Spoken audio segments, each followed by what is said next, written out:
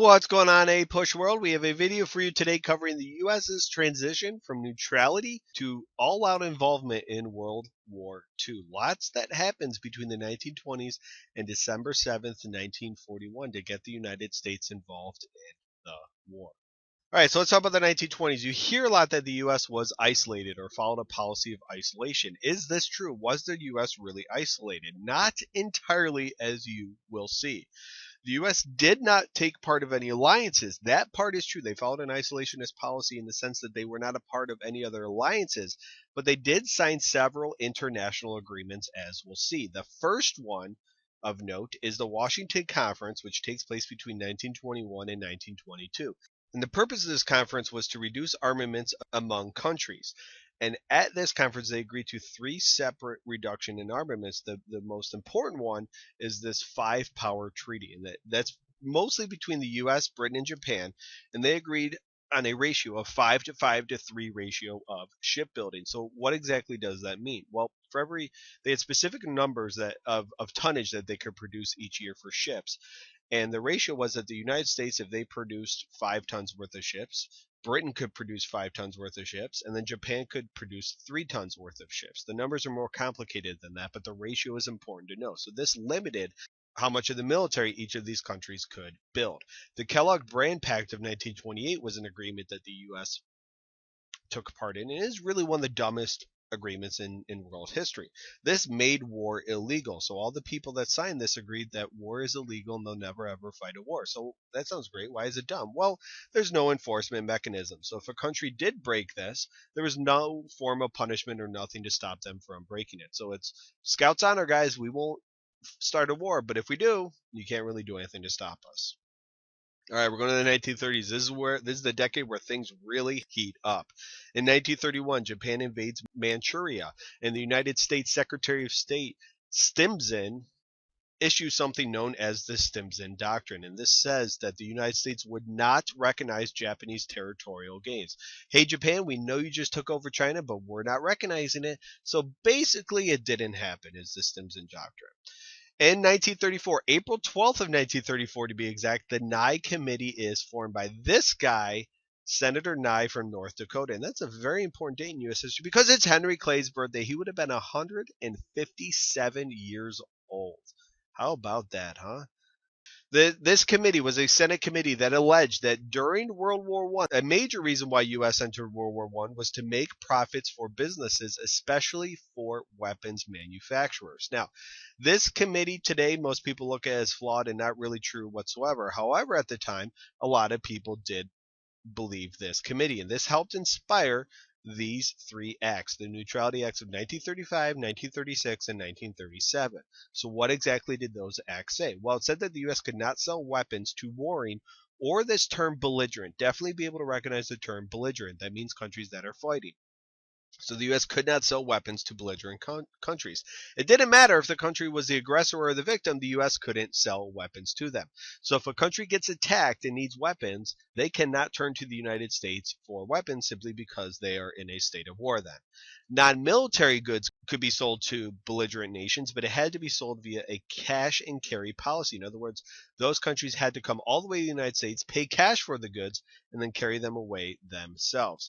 And the U.S. also, according to the Neutrality Acts, could not provide loans to belligerent nations. So it made it illegal for banks or the government to loan money to any warring country. Furthermore, the United States citizens could not travel on ships from warring nations. This is kind of a lesson that is learned from World War I with unrestricted submarine warfare.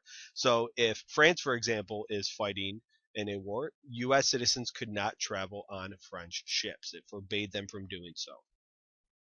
All right, 1937, we have the Panay incident. This is an incident with a U.S. ship, as you can see here, and the country of Japan. Japan attacks this ship. They bomb it with some planes, and it damages the ship. Japan apologizes, even though pretty much everyone agrees it was done purposely. Japan kind of says, oh, sorry, we didn't really mean to do that. And American isolationists accept this apology, and they immediately want the U.S. to move on and not even get near a state of tension between the U.S. and Japan. The Neutrality Act of 1939 was passed after Germany's invasion of Poland, which is seen by virtually everybody as the start of World War II, and that occurred on September 1st, 1939. So this was designed to help countries like France and Britain in particular, so the U.S. could sell weapons to democracies. So this reverses the old Neutrality Acts, in that the U.S. could now sell weapons to warring countries because, by the way, France and Britain joined the war after the invasion of Poland. So the U.S. can sell weapons to democracies, but it has to be under that cash and carry policy. Again, they come to the United States, pay cash, pick up the goods, and go back to Europe. Two important U.S. groups begin to develop during this time. The first is the Committee to Defend America, and these are interventionists who favor aid to Europe and the Allies, all sorts of aid short of war. So they weren't necessarily saying that the United States should join the fighting, but they should provide as much aid as possible. Another group is the American First Committee, and these were isolationists who wanted no part of trading with Europe. They did not want to risk the U.S. getting involved in World War II at all. And a very famous member is Charles Lindbergh, and you see him speaking here at this committee. And you notice right next to him is a portrait of George Washington. That's very important because in Washington's farewell address, what did he warn? He warned against alliances, and they really kind of focused on that message. FDR later gives the Arsenal of Democracy speech, and this speech claimed that the U.S. should aid European countries resisting Germany. And this Arsenal of Democracy speech refers to the U.S.'s ability to make war materials for allied countries. So he comes out and basically tells the U.S. and the world that it is the U.S.'s responsibility to provide weapons to democracies, to Europe, to France and England and these other countries that are resisting German aggression. All right, a few more important notes. The Lend-Lease Act of 1941, here is FDR signing this into law, drastically increases the U.S. involvement in World War II. This stated that the U.S. could lend crucial supplies to countries the president deemed vital. So they're no longer selling supplies, they are actually giving supplies to them. They're lending them to them, and then after the war's over, they can get the supplies back. This drastically increases the U.S. involvement, and it's clear as day the U.S. is no longer neutral. They have a vital rooting interest, and that is with Great Britain and the Allies. In August of 1941, a couple months before the U.S. officially joins the war, FDR and Winston Churchill get together in what is known as the Atlantic Charter. This is the first wartime meeting between the U.S. and Britain. There's many more meetings to come.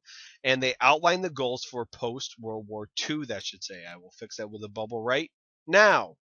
And this included self-determination, lower trade barriers, economic cooperation, and then even this idea of a world organization to keep peace.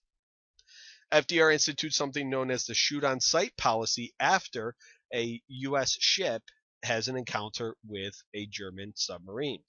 So this states that the U.S. ships could shoot German submarines upon seeing them. So as they're traveling in the ocean, if they see a German submarine, they can instantly start shooting it. Remember, at this point, the U.S. is not in a formal declaration of war with Germany.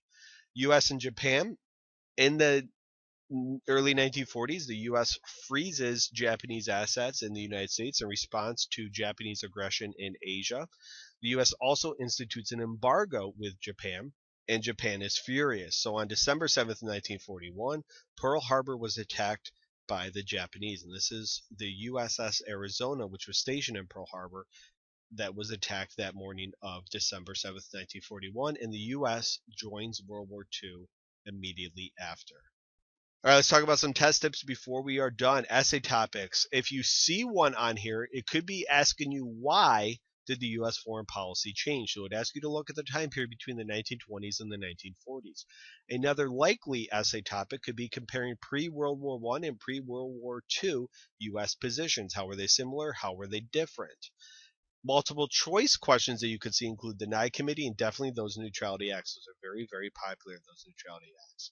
And good luck on any and all tests that you will take this year, especially the one in May.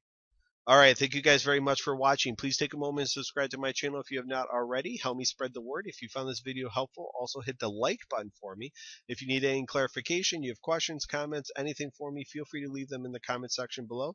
Thank you very much for watching and have a good day, guys.